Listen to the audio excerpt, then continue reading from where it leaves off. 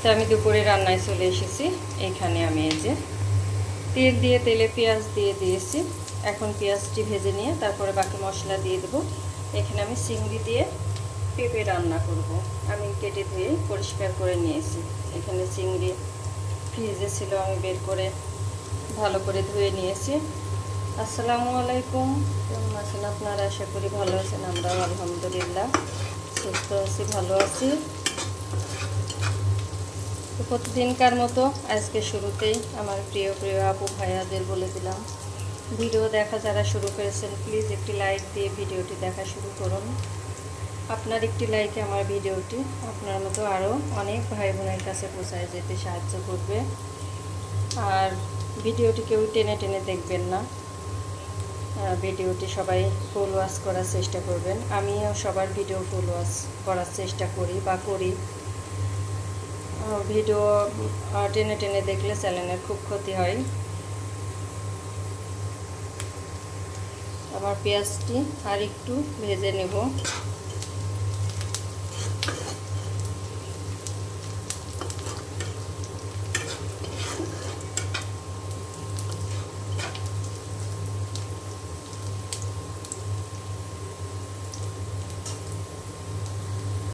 আমার পেঁয়াজ ভেজে নেওয়া হয়ে গিয়েছে।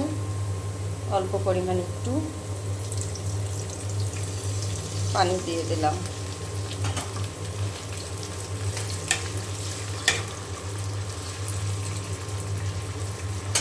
এখন আমি একে একে সব বাকি মশলা দিয়ে দেব।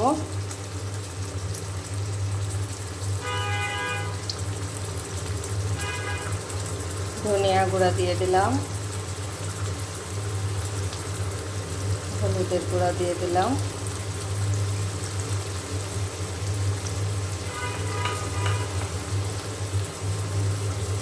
মরিচের গুঁড়া অল্প করেই দিলাম। এই মরিচের খুব ঝাল, কাঁচা মরিচের গুঁড়া দিয়ে দিলাম স্বাদ মতো, লবণ, আর দিয়ে দেবো আমি আদা রসুন জিরা বাটা,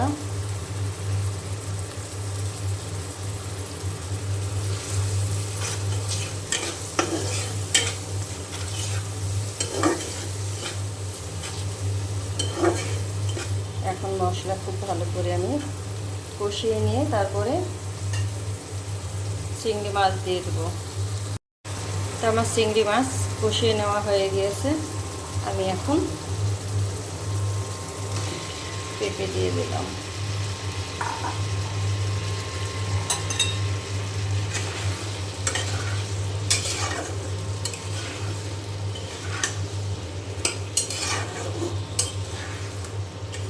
এখন চিংড়ি মাছের সাথে খুব ভালো করে আমি পেঁপে কষিয়ে নেব। একটু মোটা মোটা সাইজ করে কেটেছি আমি, আপনারা দেখলেই বুঝতে পারবেন কীভাবে কেটেছি।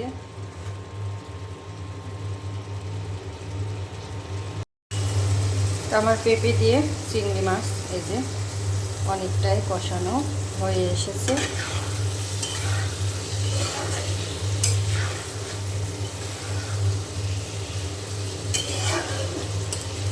তেল ছেড়ে দিয়েছে।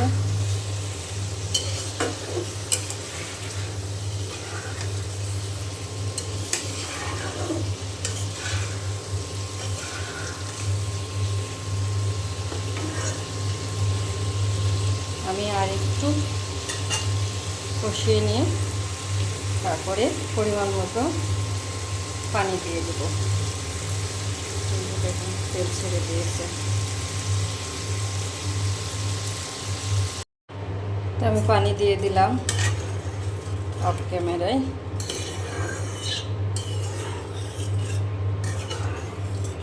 এখন ভালো করে আমি নেড়ে চেড়ে ঢাকনা দিয়ে ঢেকে রান্না করে নেব। সিদ্ধ হয়ে এসেছে, পেঁপে তো সিদ্ধ হতে তেমন বেশি সময় লাগেনি। আর পেঁপেটা খুবই ভালো, কষানোতে অনেকটাই সিদ্ধ হয়ে এসেছে। আর পেঁপের তরকারি তো শরীরের জন্য অনেক উপকার। অনেক উপকারী একটি সবজি পেঁপে। কাঁচাও খুব ভালো লাগে, আমি তো কাঁচা খেলাম, অনেক মজা লাগলো। মানে করতে করতে আমি কাঁচাই খেয়ে নিই, কাঁচাও রেখে দিই, আরও একটু রেখে দিয়েছি গরমের জন্য খাবে। আর এই যে চিংড়ি মাছ দিয়ে রান্না করে নিচ্ছে। তো আমার পেঁপে দিয়ে এই যে চিংড়ি মাছের তরকারিটা রান্না করে নেওয়া হয়ে গিয়েছে।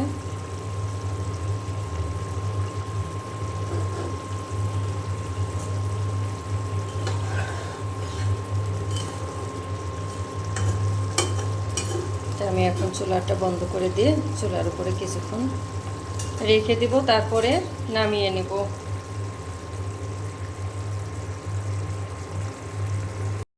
তো আমার পেঁপে দিয়ে ছোট চিংড়ি মাছ রান্নায় যে হয়ে গিয়েছে, আমি বাটিতে বেড়ে নিয়েছি। কালারটা মাশাআল্লাহ সুন্দর এসেছে। আর এইভাবে পেঁপে দিয়ে চিংড়ি মাছের তরকারি খেতে কিন্তু অনেক মজা হয়।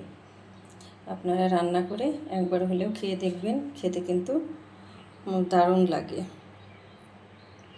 কালারটা মাশাআল্লাহ অনেক সুন্দর এসেছে। আমি যে কাছ থেকে দেখিয়ে দিলাম, আমি কাঁচা মরিচ দিয়ে রান্নাটা করেছি আজকে। আর এই পাশে আমি মসুরের ডাল চচ্চড়ি করব। ডাল চচ্চড়ি করার জন্য এখানে ডাল ভিজিয়ে রেখেছিলাম ভালো করে ধুয়ে, তারপরে দিয়ে দিলাম।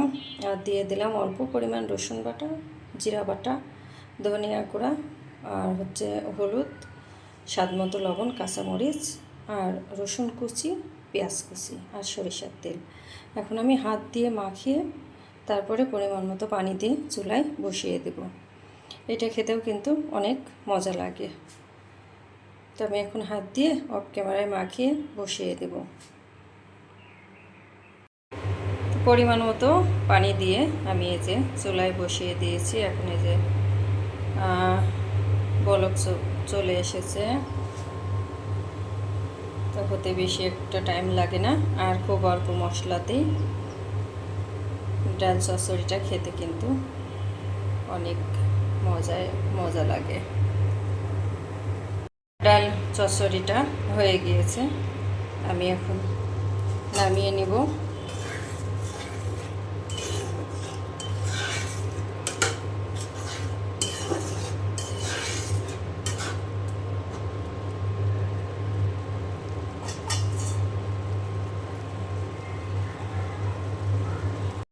এখানে আমি ছোটো মেয়ের জন্য ডিম পোস্ট করে নিচ্ছি। ছোটো মেয়ের গায়ে দেখছি অনেক অ্যালার্জি বের হয়েছে, ডাক্তার দেখাইতে হবে। তো রান্না করলাম তো চিংড়ি মাছ, এটা তো ছোটো মেয়ে খেতে পারবে না, জানি না কিসের থেকে অ্যালার্জি হচ্ছে, ওই জন্য আবার এখানে ডিম পোস্ট করে নিচ্ছি, খেয়ে আবার স্কুলে যাবে।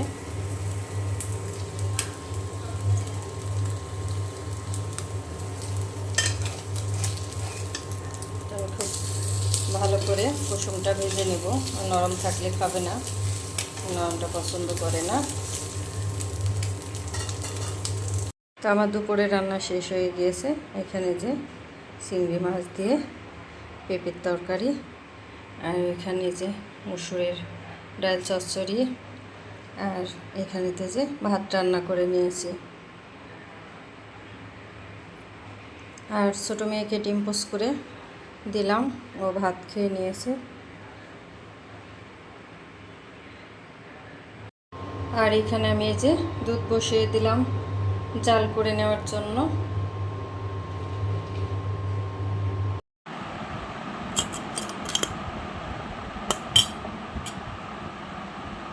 তো সন্ধেবেলা আমি আর রান্না বান্না শেষ করে আর একটু কাজ করলাম, রান্না টান্না শেষ করে ঘরের কাজ করলাম। আমার ঘরের চাদর টাদর অফ ক্যামেরায় সব উঠিয়ে দিলাম, ফ্যান পরিষ্কার করে নিলাম। তা আপনাদের সাথে আর আমি শেয়ার করতে পারিনি। তো এখন সন্ধ্যাবেলায় একটু ঠান্ডা ঠান্ডা ভাবটা মনে হচ্ছে, তাই এখানে যে আদা লবঙ্গ লেবু দিয়ে চা বানিয়ে নিলাম। আজকে কথা খালি কেন জানি ভুল হয়ে যাচ্ছে, কি জন্য বুঝলাম না। এখন আমি চা খাবো, আর সাথে যে টোস্ট বিস্কিট নিয়েছি, বিস্কিট দিয়ে চা খাবো। আর ভিডিওটি আমি আজকে এখানেই শেষ করব। যদি ভালো লাগে লাইক কমেন্ট শেয়ার করে আমার পাশে থাকবেন, আমাকে সাপোর্ট করবেন। আমিও সবার পাশে আছি, সাপোর্ট করব ইনশাল্লাহ। আর আমার কথা কাজের মধ্যে কোনো ভুল ত্রুটি হলে প্লিজ সবাই ক্ষমা দৃষ্টিতে দেখবেন। আর আমার ভিডিওটি শুরু করার আগে একটি লাইক দিয়ে ভিডিওটি দেখা শুরু করবেন। তো সবার জন্য রইল অনেক অনেক দোয়া ও ভালোবাসা। আসসালামু আলাইকুম।